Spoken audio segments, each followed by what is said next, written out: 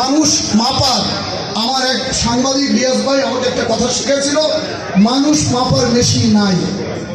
কারণ শিক্ষিত সুন্দর কথা বলে, সেই কথার আড়ালেই তার শয়তান লুকিয়ে থাকে মনের মধ্যে। কারণ আমরা এই প্রাণের বাংলাদেশ, এই সাংবাদিক জগতে আসার পর থেকে পদে পদে আমার অনেক অভিজ্ঞতা হয়েছে। আমি অনেক ভালো সাংবাদিক দেখেছি, নিয়োগ দিয়েছি, তার সাথে কাজ করেছি।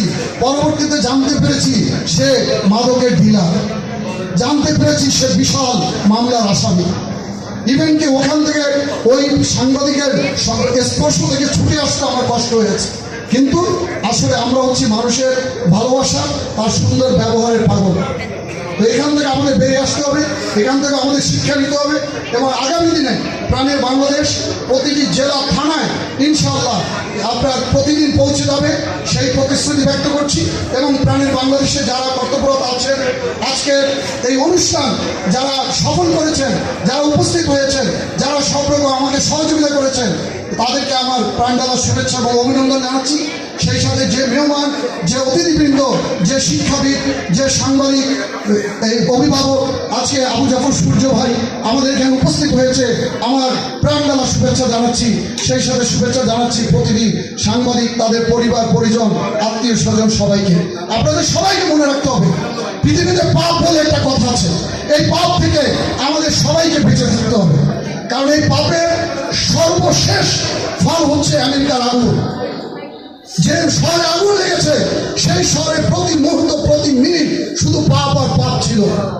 আজকে প্রকৃতি সৃষ্টিকর্তা সেই পাপ গ্রহণ করেনি, তাই জ্বালিয়ে পুড়িয়ে ছারখার করে দিয়েছে।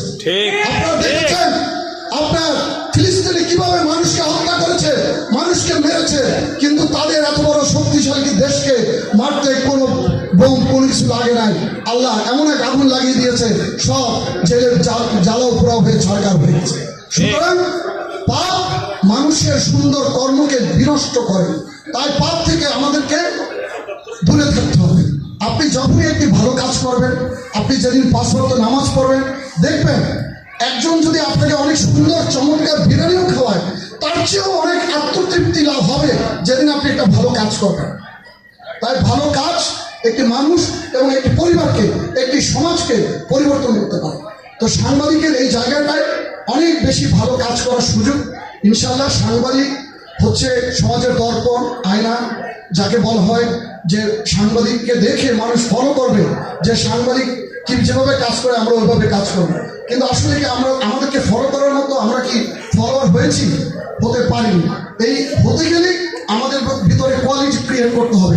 এই কোয়ালিটি ক্রিয়েট করতে হলে আপনাকে লেখাপড়া করতে হবে। আমরা কিন্তু লেখাপড়াও করি না, কারণ নিজের পত্রিকাটাও আপনি ঠিক মতো নিজে পড়েন না। কিন্তু আপনার উচিত কি প্রতিদিন ঘুম থেকে উঠে নিজের পত্রিকা পড়ার পাশাপাশি আরও 2-4টি পত্রিকা পড়বেন, তাতে করে আপনার জ্ঞান সমৃদ্ধ হবে। কিভাবে নিউজ লিখেছে, কিভাবে কলামটি সাজিয়েছে, কোন কথার পরে কোন কথা আসবে, কোন কথার বানানটা কেমন, এগুলো শিখতে হবে।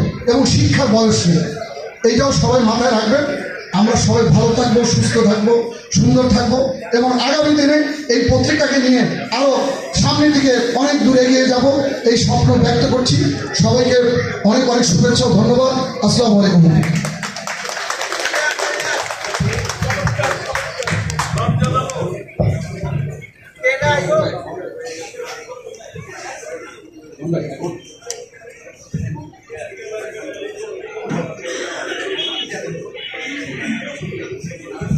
অসংখ্য ধন্যবাদ জনাব আব্দুল্লাহ মামুন। তিনি কিন্তু যথার্থই বলেছেন। সাংবাদিকদের উদ্দেশ্যে আমি বলতে চাই, আপনার যেহেতু লিখতে হয়, সাংবাদিকতার পরিভাষা হচ্ছে লিখতে হলে পড়তে হবে। তো আপনি না জানলে কিন্তু লিখতে পারবেন না। তো এটা হচ্ছে প্রথম, হচ্ছে আপনাকে লিখতে হলে পড়তে হবে।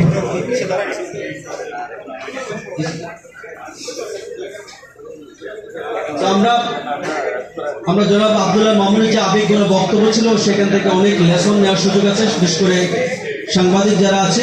এই মুহূর্তে আমরা একজন সাংবাদিক, তিনি আসলে নিবেদিত প্রাণ মানুষ, অভিমানী মানুষ, KM মোহাম্মদ হোসেন রিজভী, তাকে একটু বরণ করে নেব।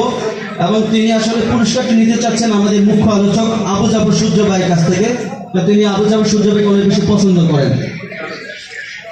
আমরা আরেকটি ক্রেস্ট নেওয়ার জন্য অনুরোধ করবো যে মোহাম্মদ রিয়াজ রহমানকে। রিয়াজ রহমান একটু ক্রেস্ট নিয়ে নেন। সোহাগ জোয়ারদার আছেন নাকি? সোহাগ জোয়ারদার, সোহাগ জোয়ারদার নেই, আছে আছে। সোহাগ জোয়ারদার আপনি একটু রিসিভ করে নেন। জি, thank you. Great. Thank you.